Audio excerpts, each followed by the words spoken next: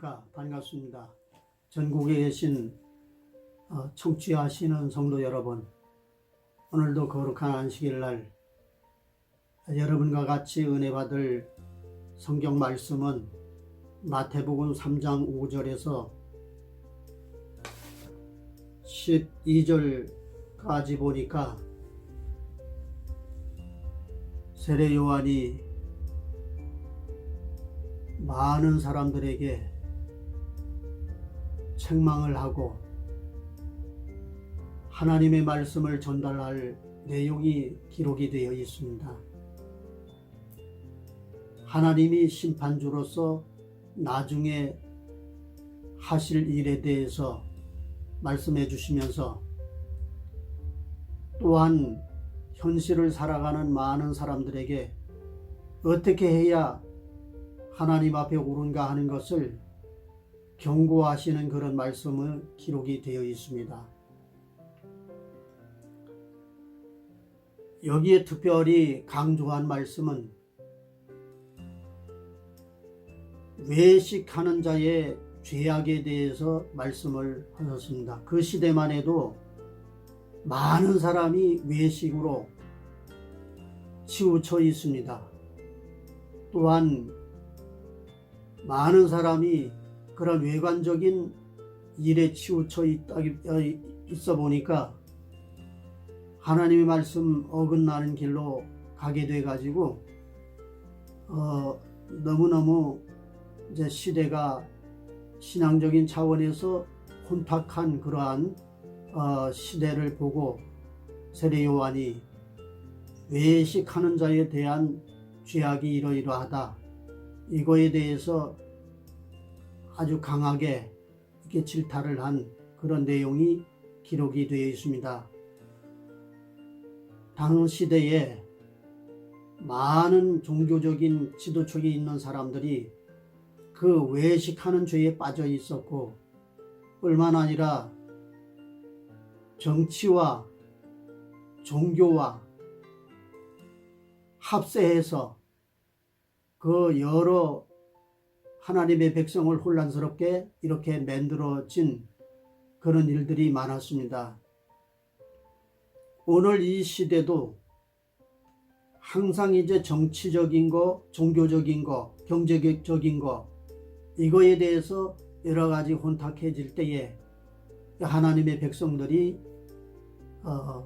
그거로 말미암아 신앙을 잘 나갈 수가 없는 그런 시대에 이제 봉착하게 되었던 것입니다. 바리새파와 사두개파, 또 종교적인 지도층에 있던 율법사, 또 자칭 나는 아브라함의 자손이라 이렇게 일컬은 많은 사람들이 일반 사람들을 괴롭게 하고 있었습니다. 그래서 세례 요한이 나타나서 광야에서부터 강하게 질타를 하기 시작했는데,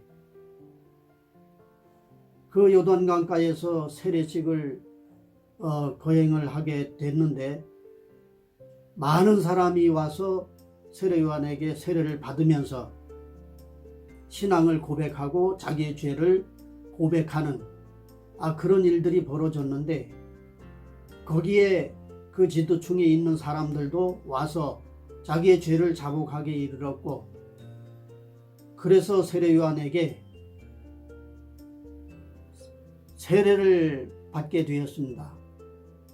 그런데 그 지도층에 있는 사람들에게 향해서 세례 요한은 강하게 책망을 하게 되었습니다. 그 책망이라고 하는 것은 아무에게나 하는 것이 아닙니다. 너무 그 하나님의 말씀을 어긋나게 그 외식으로 치우치는 사람들에게 책망을 하게 되는 것입니다.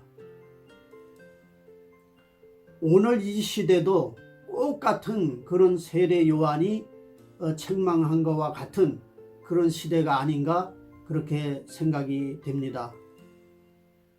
하나님의 말씀은 변함이 없고 1.1획도 실천되지 않는 게 없습니다. 옛날 옛적부터 하나님은 살아계시고 살아계시기 때문에 살아있는 모든 사람들은 하나님의 살아계시면서 역사하신 것을 읽지 못하고 알지 못하고 깨닫지 못한 고로 이런 외식주의에 빠져서 허우적대다가 결국은 죽고 마는 것입니다.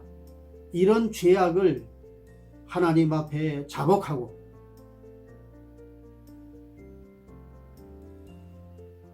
하나님의 말씀으로 돌아오는 그런 일들이 벌어져야 되겠습니다. 우리가 현 시점에 외식주의에서 벗어나는 비결은 맨 처음에 우리의 죄악을, 우리의 크고 작은 죄악을 하나님 앞에 고백하는 겁니다. 그래서 그 시대에도 많은 사람들이 죄를 자복하지 않으면 세례요한에게 세례를 받을 수가 없기 때문에 이 세례라고 하는 것은 죄를 자복하는 표현이기 때문에 죄를 꼭 자복해야만이 세례를 받게 되었습니다. 그럼 그 세례라고 하는 것은 뭐냐면 죄를 씻는다 이런 표현입니다. 그런데 세례를 받는 것이 문제가 아니라 제일 중요한 것이 죄를 자복하는 것이 문제입니다. 우리의 잘못은 크고 작은 일들 중에 많이 있습니다. 그걸 하나님 앞에 늘 기도로 더불어 고백하지 않으면은 우리는 죄악을 이겨낼 수가 없고 하나님의 용서함을 받을 수가 없는 것입니다. 죄를 지은 사람이 법정에서 내가 이러이러한 죄를 지었다 솔직하게 양심적으로 고백할 때에 재판관은 그거에 대한 참고가 되는 것입니다. 끝까지 그런 죄를 지었으면서도 고백하지 않고 절대 난 죄가 없다, 나는 죄인이 아니다 이렇게 해버리면은 이것은 사람은 속을 수 있지만은 하나님은 속지 않으시는 하나님이십니다. 그래서 사람은 세상에 태어났다가 한 번 죽는 것은 정한 것이요 그 후에는 심판이 있다고 했습니다. 그 심판은 그것이 우리에게 있기 전에 우리는 죄를 해결해야 된다 그런 얘기입니다. 그래서 우리 주님은 우리가 해결할 수 없는 죄를 주님이 해결하기 위해서 이 땅에 오신 것입니다. 죄를 자기 스스로 해결할 수 없습니다. 사람들은 사람의 힘과 능으로 사람의 지혜와 지식과 모든 재량으로는 자기의 속에 거하는 모든 죄악을 해결할 수가 없습니다. 그건 주님만이 해결할 수가 있습니다. 그래서 성경은 말하기를 믿기만 하라 이렇게 얘기를 합니다.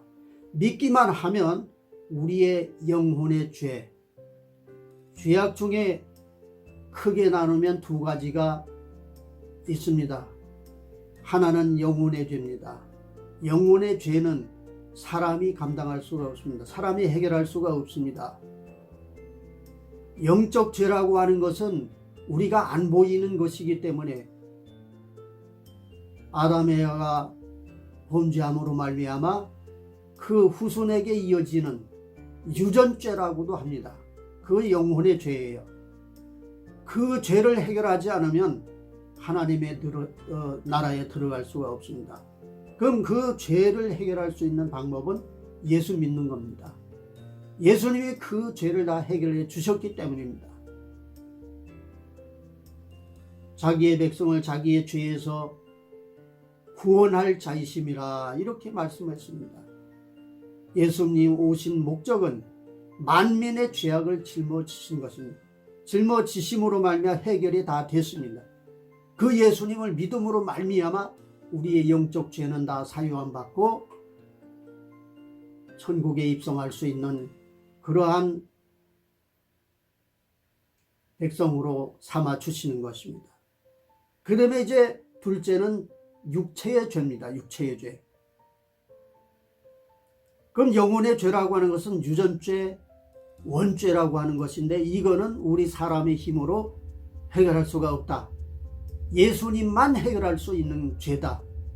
그럼 이거는 예수 믿음으로 말미암아 해결을 받았다 이 말입니다.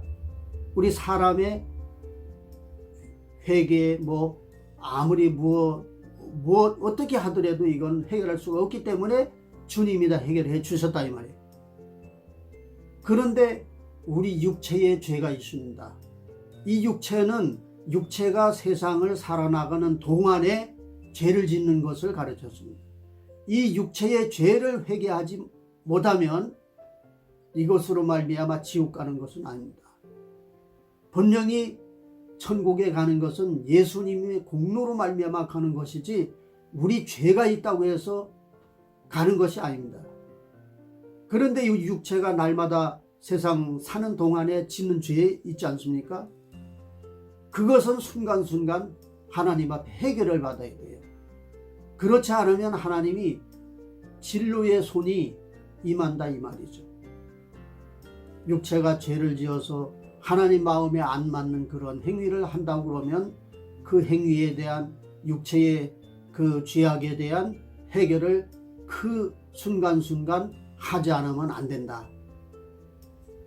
그래서 죄를 범할 때 7번씩 70번이라도 용서하라 하는 말씀이 있죠. 형제가 나한테 잘못하는 것이 있어서 보니까 만날 잘못해. 그래 용서할 수가 없어. 그러나 예수님 앞에 나와서 그러면 형제가 다른 사람이 나한테 잘못한 것이 너무너무 많은데 그걸 어떻게 용서할 수 있습니까? 예수님이 말씀하셨지요. 7번 아니라 7번씩 70번이라도 그걸 용서하라. 이 세상에 사는 날 동안에 용서하지 않을 것은 하나도 없다. 다 용서할 수 있는 것이다. 육체의 죄는 용서할 수 있는 것이다. 이렇게 했습니다. 영혼의 죄, 유전죄, 원죄 이것은 사람이 해결할 수가 없어요. 그러니까 예수님만 해결할 수 있기 때문에 이 세상에 오신 겁니다. 오셔서 다 해결해 버렸습니다. 그걸 가지고 여러 사람 말하기를 내가 이렇게 살다가 지옥 가는 것이 아니냐 이렇게 생각하는 사람이 많고 많습니다. 그 죄 때문에 지옥 가지 않습니다. 그건 예수님이 해결한 거기 때문에 천국은 우리 주님이 해결해서 가는 겁니다. 우리가 해결할 수 없는 것이기 때문입니다. 그것이 바로 원죄여 영적인 죄여 유전죄라고 하는 것입니다. 그런데 육체가 세상 사는 날 동안 짓는 죄는 궁극적으로는 예수님이 그것도 다 해결해 주셨습니다마는 우리가 할 일이 있습니다. 회개입니다. 회개. 죄를 잡아가는 겁니다. 예수님 잘못했습니다. 이렇게라도 하라 이 말이에요. 그러면 그게 해결된다. 하나님 말씀대로 하지 못한 거, 외식하는 죄. 이 세례 요한이 광야에서 외칠 때에 많은 사람이 와가지고 죄를 잡아가고 그 외식하는 죄에 대해서 통분히 여기고 이렇게 해결하려고 노력을 했습니다.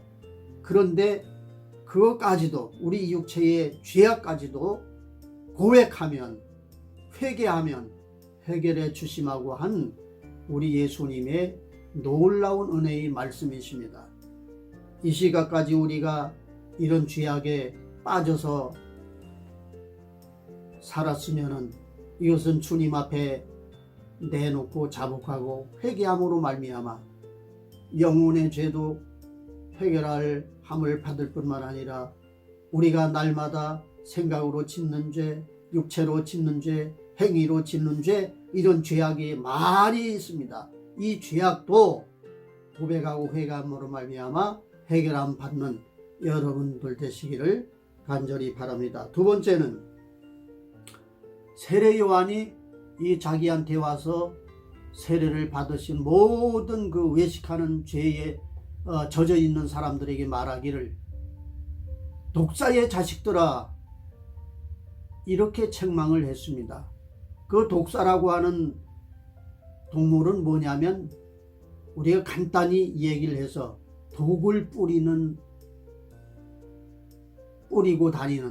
뿌리고 다니는 동물이죠. 그 독 때문에 많은 사람을 죽일 수가 있어요. 그래서 이 독사라고 하는 거, 뱀 가운데 구렁이가 있고 뭐 여러 가지의 종류의 그런 뱀들이 있지만은 특별히 성경에 나타난 독사라고 하는 것은 독을 뿌리는 그러한 뱀이다 이 말이죠.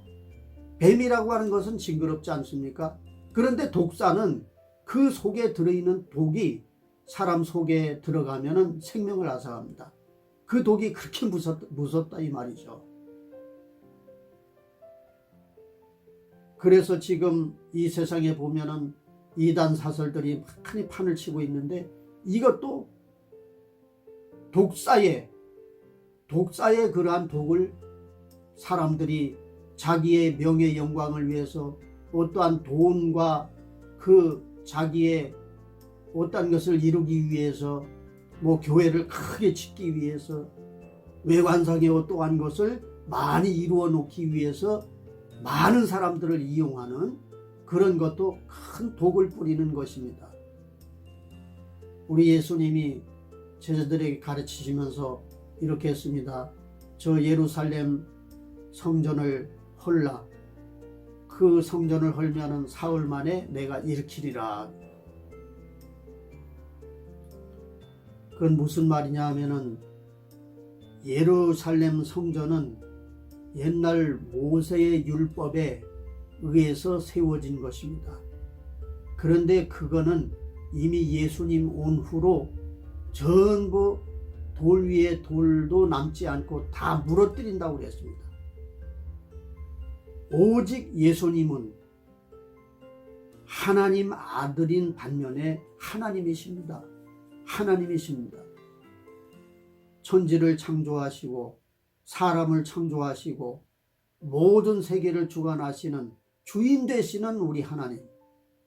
그 하나님이 이 세상에 오셨는데 무슨 예루살렘 성전이 40년 동안 지어가지고 완벽하게 지었다고 모든 이스라엘 백성이 상당히 큰 소리 치지 않습니까? 그 시대의 사람들이 자 봐라 모세의 율법대로 하나님 성전을 우리가 세웠다.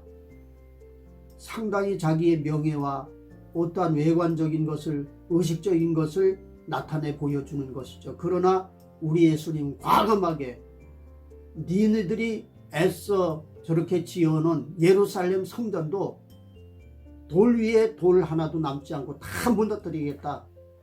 이렇게 심판의 주로서 오셔서 말씀을 하신 것입니다. 하나님의 말씀, 그분이 하나님이시니까 하나님의 말씀대로 된다고 하는 것이죠. 그래서 그 성전이라고 하는 것은 바로 다 무너뜨리고 예수님 자신이 성전이 되어버린 거죠. 그 예수를 믿는 사람도 성전이 된다는 뜻으로 답을 내놓으셨습니다. 예수를 믿는 우리는 성전입니다. 성전은 거룩한 것입니다. 그렇기 때문에 거룩한 것은 반드시 거룩한 대로 놔둬야지. 그렇지 않으면 죄로 말미암아 그냥 색깔이 변하고 또 여러 가지가 변질되고 그러면은 예수님이 큰 심판의 그런 책망을 받을 수밖에 없습니다. 여러분이요, 이제 여러분의 행위가, 여러분의 신앙생활 전체가 의식주의에 빠져 있지 않는지를 우리가 성경에 비추어서 알아야 됩니다. 우리 예수님을 참으로 믿고 우리 예수님이 참으로 그 우리 죄를 위해서 오셨다고 하는 그 사실, 그 큰 사건, 이것을 믿음으로 말미암아 예수님 앞에 우리가 잘못한 것이 너무 많다. 그 중에 이 의식적인 거, 외식적인 거, 그냥 교회 가서 예배드리고 찬송하고 설교 듣고 집에 오면 다 된 것 모양, 이게 외식주의죠. 이게 의식주의죠. 여기에서 우리는 탈피해야 됩니다. 신령한 세계에 예수님이 은혜에 참여하는 그러한 믿음을 가져야만이 그 예수님이 인정하는 가운데 들어가게 되는 것입니다. 그래서 날마다 짓는 죄, 육체로 짓는 죄, 말로 짓는 죄, 행위로 짓는 죄, 각가지의 죄악이 우리 사람 사는 날 동안 많이 범람하고 있는데 이 죄악 속에서 벗어나야 된다. 이 죄악 속에서 벗어나지 못하면 하나님의 자녀라 일컬을 수가 없는 것입니다. 그래서 우리는 말을 조심해야 된다 이 말이죠. 왜 조심해야 되느냐? 말 때문에 죄를 범할 수가 많이 있습니다. 말 때문에 일이 다 그르칠 수가 있습니다. 그 말이라고 하는 것은 독을 뿌리는 것과 같다. 말 잘못해서 교회 문제가 생기고 말 잘못해서 우리 신앙생활에 치명적인 일을 당하게 됩니다. 그래서 입을 잘못 열면은 이제 큰일 나는 것이죠. 그것이 바로 독이기 때문입니다. 그런데 세 번째로는 그 시대의 많은 종교적인 지도자, 정치적인 지도자들이 생각하기를 우리는 아브라함 자손이다. 이런 전통적인 생각만 하고 있다 이 말이죠. 그것으로 말미암아 외식의 덩어리가 점점 커져서 하나님의 진로가 임하게 된 것이죠. 우리 조상 대대로 믿음 있는 집안이다. 우리 아버지는 장로님이었다. 또 우리 할머니는 뭐가 됐다. 아브라함의 자손이라고 자칭 대단한 것 모양 의식주의에 파묻혀서 사는 백성들이었습니다. 그것을 세례요한은 강력하게 지적하지 않을 수가 없었어요. 그걸 지적하시면서 그 속에서 빠져나오지 못하면 믿음이 아니다. 이걸 강력하게 경고했습니다. 경고를 어떻게 합니까? 자, 12절에 보니까요. 심판주 되시는 예수님이 나타나서 타작마당을 정한다고 그랬습니다. 그 타작마당은 곡식을 거두어 들여가지고 타작을 하는 것입니다. 그런데 어떤 곡식은 알곡이 되어서 나오고 어떤 곡식은 쭉정이만 나오고 이렇게 됩니다. 그러면 그 쭉정이는 소용이 없으니까 쓸모가 없으니까 불에 태울 수밖에 없어요. 알곡은 귀하고 생명을 살리는 거니까 그 무슨 말이냐 하면 알곡은요 잘 여문 뒤에 그걸 또 땅속에 심으면은 새싹이 나고 왜 그 속에는 생명이 있으니까 새싹이 나고 또 다음 해에 많은 사람에게 먹을 거를 갖다 준다 이 말이에요. 그 생명이 있다 이 말이죠. 쭉정이는 생명이 없습니다. 그렇기 때문에 불에 타는 것입니다. 이런 우리 예수님 심판주로 오신다 하는 것을 강력하게 세례 요한이 그 외식주의자들에게 이 얘기를 합니다. 그러니까 하나님의 심판이 임하기 전에 하나님의 말씀이 이행되기 전에 우리는 모든 죄악의 사슬에서 벗어나야 됩니다. 죄악의 사슬에서 벗어나야 됩니다. 예수님이 죄악을 다 짊어지시고 가셨습니다. 예수님 앞에 고백만 하면 회개만 하면 이거에서 노임을 받아서 우리는 자유로운 몸이 되어집니다. 죄악의 사슬에 꼭꼭 묶여가지고 사는 것이 자유가 안 되지 않습니까? 얼마나 괴로움 당합니까? 죄로 말미암아 망하기 때문입니다. 망하기 때문에 이게 얼마나 중요한 말씀인지 모릅니다. 우린 죄를 고백하고 해결함 받지 않으면 안 됩니다. 오늘 이 시간에 하나님이 주시는 말씀, 외식에 대한 죄, 또 독사의 자식들아 강력하게 부르짖던 세례 요한의 말씀처럼 독사와 같은 독을 뿌리는 죄를 범하지 말고 내매 자칭 아브라함이라고 하는 우린 아브라함의 자손이다, 믿음의 자손이다, 이런 거에 대한 그러한 그 전통적인 이거에 대한 것이 너무 치우쳐서 하나님의 진로를 받지 않는 그런 사람이 되어야 되겠습니다. 이 말씀대로 여러분 살아생전에 믿음을 잘 지키고 예수님 앞에 합의한 그런 사람이, 그런 믿음의 여건이 되어주시길 간절히 바랍니다. 감사합니다.